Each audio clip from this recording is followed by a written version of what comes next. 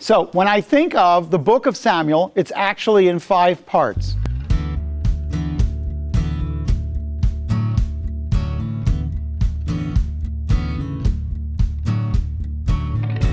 First and Second Samuel were originally the book of Samuel. The 5 parts are 3 parts in 1 Samuel. That's 1 to 8, which deals with Eli, Hophni, Phinehas, and the tabernacle at Shiloh, as well as Hannah, the mother of Samuel, Elkanah, the father of Samuel, and the birth of Samuel and the background story. But by the time you get to chapter 8, as you trail off with the anointing of the first king, Saul, in chapter 9, you end up with Samuel being the last of the Shophatim, the last of the judges. So our first box will give us the family of Samuel in 1 to 3. Then it'll give us 4 through 7, which is really the adopted family of Samuel. That has to do with Eli, Hophni, and Phinehas, and a high priest who is not good at raising his own children, who then teaches Samuel how to be bad at raising his own sons, which will play out later in the story. And then you end up with the fall of the judges. And remember that by the time you get to chapters 7 and 8, the Shophatim are winding down. Samuel's boys are not picking up where Samuel was spiritually.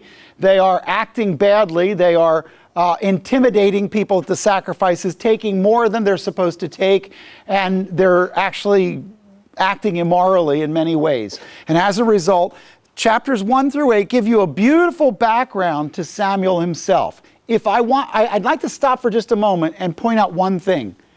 In my view, Samuel has a rich, deep, spiritual language of how he walks with God. And it comes from a simple statement that Samuel ministered to the Lord. When Samuel, remember back in 3, back when he's first the call of Samuel, he's ministering to the Lord. The Lord calls him, and Eli tells him, that's the Lord, wait. Now, he doesn't do it the first time, but he eventually does. And he listens to the Lord. Here's what I want you to see. When you're reading the book of Samuel, Samuel is written by Samuel, Nathan, and Gad, 3 seers or prophets, one of them a judge. And when you're reading the book of Samuel, what you're reading is something with a deep spiritual language, but it's not slight, it's difficult to understand. So Samuel will use expressions like trying to talk about God himself. He'll say that the Lord felt this way, or the Lord reacted this way, or responded this way. It's because Samuel has an intimacy with God that is unusual. I want you to see that since Moses, the next guy with real intimacy with God probably hands off the baton all the way to the end of the period of the judges to Samuel. And Moses is used to write much of God's word. Joshua is, in fact, the prophet giving God's view of the news. But the depth and the richness, much of what we have from Joshua is, in fact, inheritance documents. They're not rich in spiritual content. When you get to Samuel, you start to get to somebody who really pulls together, I think, much of what's written in Judges and what's written in the book of Samuel. Now, obviously, since Samuel dies partway through the book, he's not the writer of the end of the book. But his collection then becomes a pattern that gets picked up. So Samuel 1 through 8 is the background of Samuel. From Samuel 9 through 15, you have the rise and very dramatic belly flop of Saul. King Saul, from Gibeah of Saul in Benjamin, north of Jerusalem. In chapters 9 and 10, you find him moving from private life to public life. Do you remember, what was he doing when he was first called by God to be king? He was donkey chasing. So the entire story revolves around the stubbornness of Saul chasing this jackass. And what you find is, when you really look at the story, there's Saul's first statement in the scripture is a question.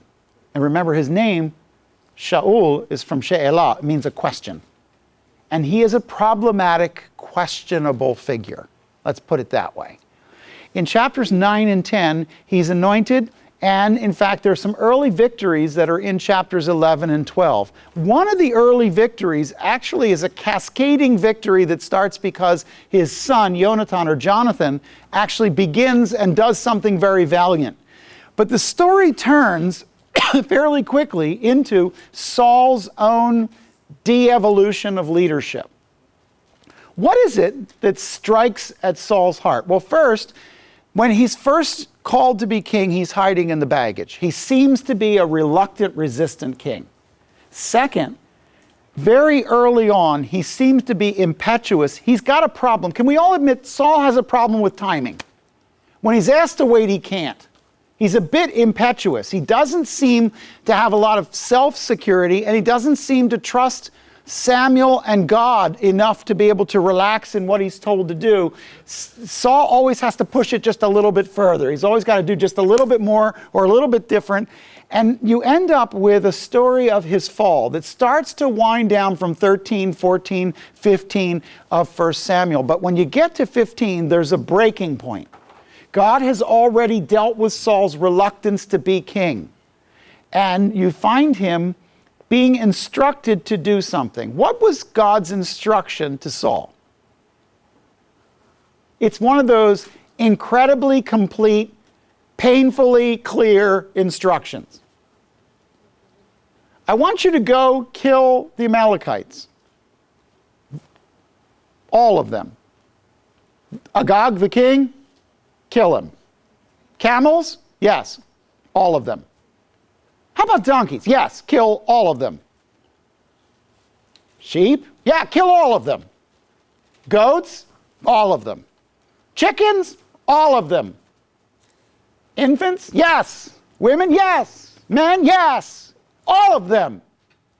In case you didn't really get the impression, all of them. And he will promptly go out and he will execute the judgment flawlessly and kill some of them. And the best of the goats and the best of the sheep and the king Agag himself, he will hold back. He will imperil Israel by his disobedience. Unfortunately, when you look at the story, here's what you see in Saul's heart. You see an accommodation of obedience.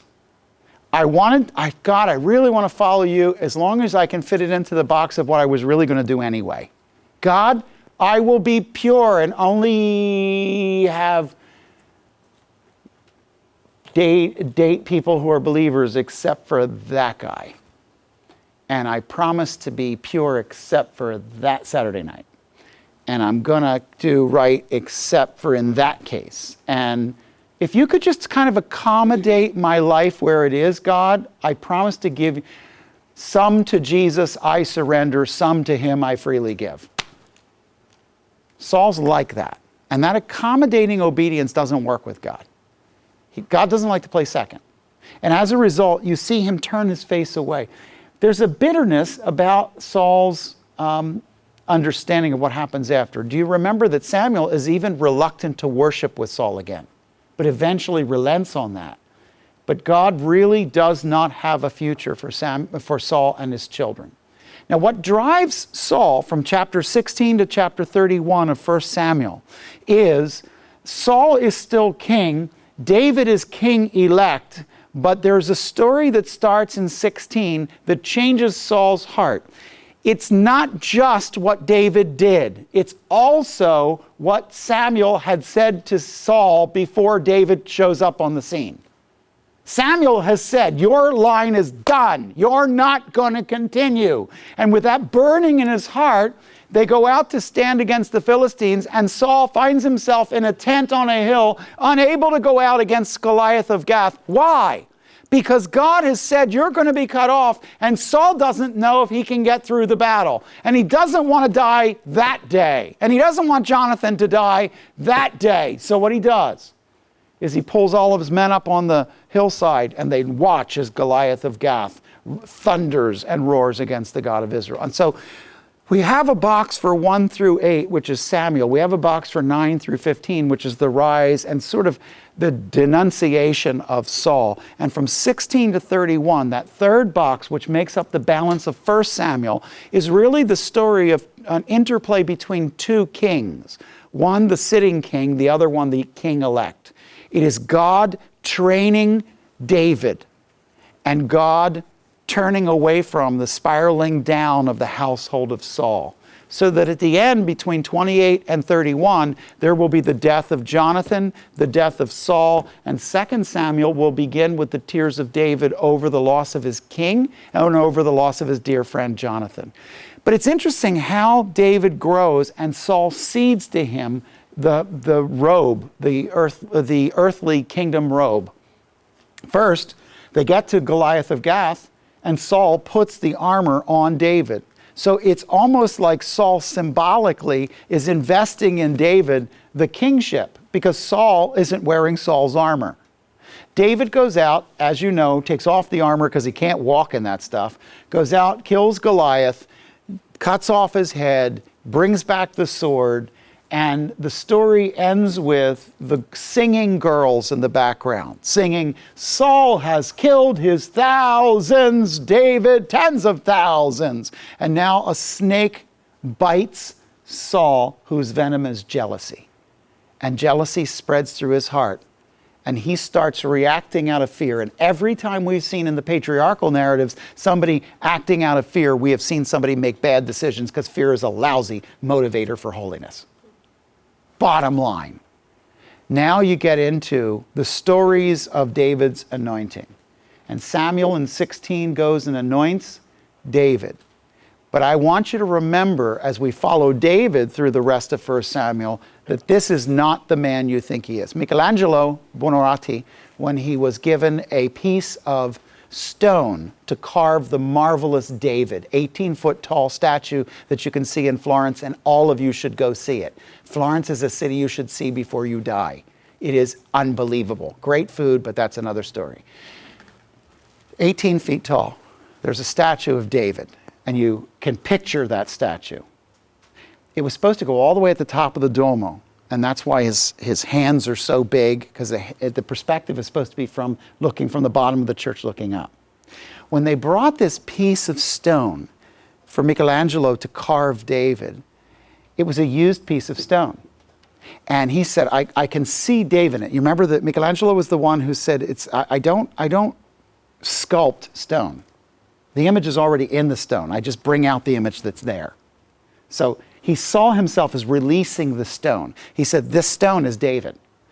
And they said, there's a lateral crack that runs all the way through it. You can't use the stone. He said, oh no, that's perfect for David. It's cracked from top to bottom. I want you to know what caused the crack. Yes, his sin nature, but something else. He's the 8th runner-up of the house of Jesse who's not even invited to his own anointing. I believe he came along late in Jesse's life, and I believe there's enough substantial information in 1 Samuel to let you know that David was not a wanted child. I believe that David was a late child, an afterthought, not one who was respected by his brothers. It's very clear when they deal with him at the Elah Valley and the Goliath story that they are not respecting him. He's considered the runt of the litter and not considered seriously. I think that the rest of 1 Samuel, Saul is chucking spears at David, and David doesn't understand why his father and now his stepfather, Saul, because Michal has been married to him, his daughter, his stepfather, why do these men hate me? Why can I not measure up? And I think David internalizes. David is cracked, and I think it came from his childhood. I'm not trying to make some psychosis in the guy. I'm just trying to say, I think we see David as this strong Teflon character, and really what he is a person who has some deep hurt. And God uses that deep hurt in his life. I think if you trace it from 17 to 26, that whole run from 17 to 26, we've been doing this in class. What you see is David finding only 3 times he can settle down in front of Saul without Saul erupting into trying to kill him. And it seems like David goes in and he plays as a musician to try and settle Saul, but an evil spirit from the Lord comes upon Saul and he hurls this spear. Because remember, Samuel's going to give you intimate language for how God feels. An evil spirit from the Lord is an evil spirit that God ultimately takes responsibility for because the buck stops with God. He's not saying he sent him. He's saying that when Saul evacuated his following of God, he turned off the filling of the Spirit, he opened the back door to a lot of demonic activity. Now Saul is angry. Saul is contorted. David is on the run. And he doesn't necessarily understand all the reasons why Saul is doing to him what he's doing. It comes to a head really in 1 Samuel 24 after David has been on the run for quite a while. Saul has nearly caught him 3 times. The last time was the closest.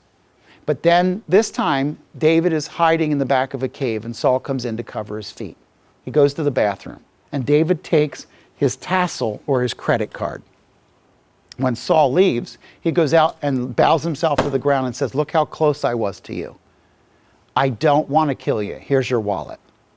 I am not interested in getting the kingdom that way. It's not going to happen that way. I respect the office, and I've never been the enemy you think I am."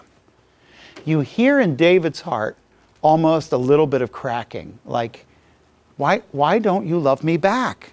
I haven't done the things people have said. And some of the Psalms that we read bring out some of the elegance and the depth and the... Just remember this, God uses greatly those who are wounded most deeply. And the wound of David really becomes the platform of David. Some of you came from tough circumstances. That's okay, God can use that. In fact, those of us who came from good, solid homes with loving parents, it wasn't really till I got married and I started to understand other types of homes and other experiences that were deeper and richer in some pains that I never experienced. I didn't know about them. And God can use you much more deeply if you have a broader base. I'm not saying go make trouble in your home. I'm saying if you have it, don't feel disqualified. God is going to use all the breaks and cracks. He's going to use all of them. Now, when you get toward the end of 1 Samuel, there's going to be the next big story, which is the Philistines will make their way to the Jezreel Valley, the northern depressed valley in the part just below Galilee. That's the breadbasket of Israel. They're going to come like the sands of the sea without number. They're going to be all over the place. And all of a sudden, there is a problem, and that problem makes Saul and Jonathan put on their armor and go out and fight. And they fight at Mount Gilboa, in a place where Gideon had fought before. I believe that they were looking for Gideon 2, the sequel, but that's not how it came out. In fact, Saul dies, and his body is placed on the wall of Beit Shean, and the men of Jabesh of Gilead will go and take the body down. Jonathan dies as well. And the scene closes at the end of 1 Samuel with the death of these 2 men, and 2 Samuel begins with David's tears. Now, 2 Samuel really is broken into 2 parts. The first part of it is the triumphs of David, and we're going to see 10 chapters. In the first 4 chapters, he's king of Judah. He's not king of everything, of the whole country. He's king of the southern tribe of Judah, and Judah and Simeon really gets amalgamated into Judah. And then there's a confederation that comes together in chapter 5, verses 1 to 5, and the people come and swear themselves to David, and David then is now going to be a confederate king of all of the tribes. Think of Israel not so much as a kingdom yet, more as a series of tribes pulled together ad hoc by Saul. But when they came out to fight, the Judahites were wearing Judahite costumes and the Manasseites were wearing Manassehite costumes. They didn't all fight as one. They didn't all think as one. And David is trying to build a confederation. He's trying to take these colonies or tribes and make it into one united country. And in chapter 5, he does this, and the next thing he does is he takes over a capital. In 2 Samuel 5, he takes over a site called Jebus. Jebus is right in the heart of the country, and Really, what he's trying to do is he can't rule from Gibeah of Saul because it's Gibeah of Saul. So he takes Jebus, and that becomes Jerusalem. And 2 Samuel 5 is the rooting of the Zion and Jerusalem into the center frame by King David. From 2 Samuel 5 onward, we will be a Jerusalem-based kingdom. Jerusalem will be the heart place, the place where God sets his name for his temple for all the generations. It'll be the important central city, but it doesn't start until they take it over in 2 Samuel 5. It's a dramatic story with Joab and how that's done. We'll do that a little bit later.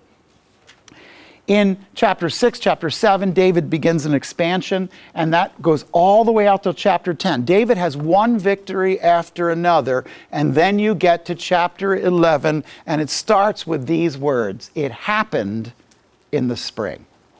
The time when kings go out to war, David was not out with his troops.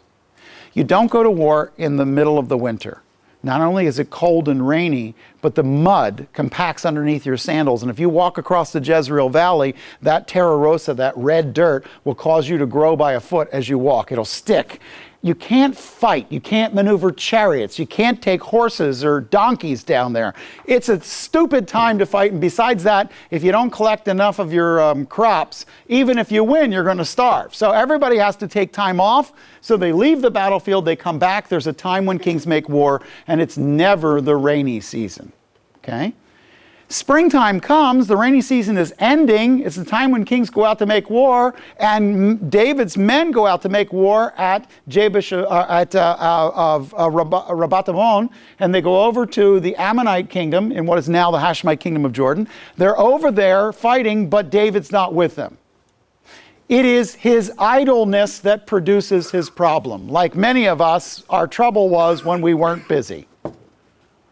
One of the great strategies of walking with God is just plain staying busy doing what you're supposed to be doing so you don't have time to do what you're not supposed to be doing. Idleness makes the devil's work, right? Bottom line is David decides late one night, there's probably a baby crying or a chicken, off-time rooster wakes him up, ends up looking out the window, and he sees Bathsheba, wife of Uriah the Hittite, bathing on the roof. Now, he's at the highest point in the city, so it's obvious that he can see what other people can't see. Your roof is often where you would do your lathering or your Criscoing to put that on you for your bathing. He sees that she's beautiful. The long and short of it is he takes her to himself, plots, and has Uriah taken out. Aside from being a murderer, a schemer, and an adulterer, he's a really good guy. Bottom line, you have the failures in 11 and 12 that set the tone for the rest of the book. Because from chapters 13 to 20, he will have problems with Amnon, Tamar, Absalom. He's going to have problems in his family, one problem after another that's a reflection of the brokenness of his own heart. 11 and 12 is David. David being David, which is causing David's problem. 13 to 20 is the outcome of David's problem living out in his family, living out in his kingdom. There's division in his kingdom. There's division in his home. Other than the fact that they're raping each other and killing each other, it's really a very happy family. By the time you get down to the very end, David's in 22 and 23, 2 Samuel gives you some of the songs of David. Now, we have 73 psalms attributed to David, but one of his critical songs is folded by Nathan and Gad into the end of the narrative so that you can see that what David will be remembered as is a person with a deep reflective spirit and a deep walk with God and a language that comes out in his music. You end the story with a very important foundation. In 2 Samuel 24, there's a story that's also picked up in 1 Chronicles. And the story is David has been reading his own press. And he calls together, he calls Joab, and he says, I want you guys to go out and take a census of the people and count up my army and the people. Joab says, you don't want to do that. If you do that, listen, we've always been outnumbered. Boss, I'll do whatever you say, but we've been outmanned and outgunned. You don't want to do that. You've been reading your press and you're thinking this is based on you. It's not. It's not based on you, Dave. No, I want you to do it anyway. And as a result, 1 Chronicles says that Satan entered into David. This is something we haven't seen since the self-destruction of Saul. David breathed his own air, and arrogance causes God to flee. God resists the proud. He leaves the arrogant. And as a result, there are 3 penalties offered to David when God chastises David. But what comes out of that is the place of the temple.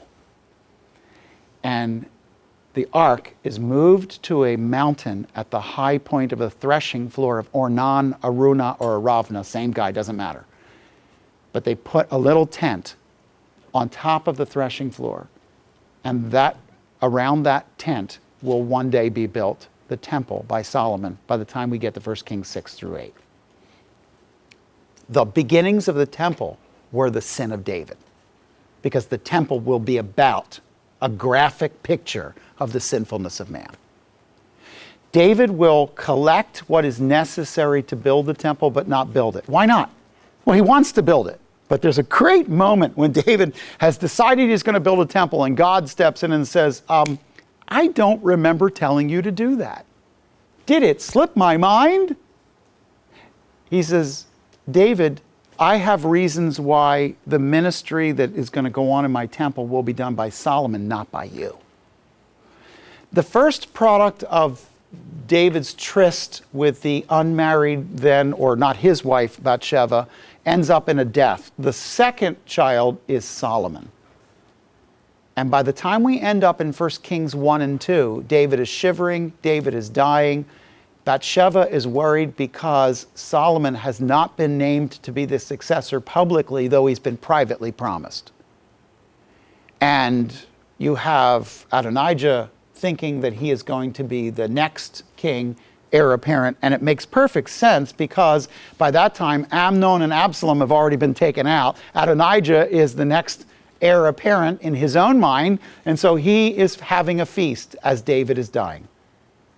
David instructs Nathan the prophet and Zadok the priest to take Solomon in 1 Kings to the water gate and anoint the next king, while Adonijah is at En Rogel, a spring that's about, half an hour, not even away. And when the sounds of the trumpets blow that Solomon has been proclaimed king, Adonijah is surrounded by all of his friends at a picnic where they're proclaiming him king, and all the people evaporate as they hear that David has selected Solomon, not their guy. David dies, but he doesn't die until he gives some very stern advice to Solomon before he dies. And one of the great moments of masculinity, he looks at Solomon and he says, be a man.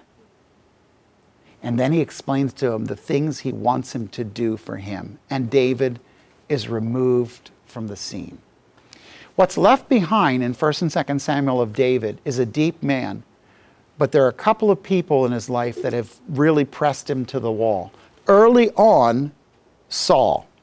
Later on, Absalom. And when we get to the Absalom narratives in 13 through 20 of 2 Samuel, you're going to see David is pressed to the point where he actually flees Jerusalem at one point underneath of a coup his son has started. 1 and 2 Samuel take you from the end of the Judges all the way to the end of the second king of the United Kingdom. Remember, the United Kingdom is 40 years for Saul, 40 years for David, 40 years for Solomon. So 80 years of the United Kingdom is in the books of Samuel. If you want to know what happens after that, 1 Kings 1 through 11 will give you the story of the last part of the United Kingdom. That's going to be Solomon. And then from chapter 12 in 1 Kings onward is the divided kingdom, all the way to 2 Kings 17. So 1 Kings 12 all the way to 2 Kings 17 is north and south, Israel and Judah. And then after 17 in 2 Kings, the rest of 2 Kings is Judah alone, as we go between the Assyrians and the Babylonians and the destruction of the southern kingdom. Okay, so just a little overview of 1 and 2 Samuel, taking you from Samuel to Saul to David, and two parallel stories of Saul and David until it's David standing alone and David doing really well. Now, step back and notice what we have behind me. Notice that we know more about David's training and David's self-destruction than we do about David's good years. God highlighted a lot more about what went wrong than what went right. It's not because he's a pessimist. It's because you have to learn either by example or by experience. And example's a whole lot less painful. And so he's hopeful that he can help you understand, what did Saul do wrong? What did David do wrong? But let's not make these Teflon characters. These are real men with real issues and real problems. Samuel learned to parent from Eli. Eli did a bad job. Samuel did a bad job. David seemed to love God, but didn't seem to really take the time to invest in his children. Solomon won't really do a good job investing in his children. And what you'll find are passive fathers, broken men, and a time when the kingdom is reeling from trying to get organized to all of these dynamic characters that keep breaking and fragmenting. Okay? 1 and 2 Samuel.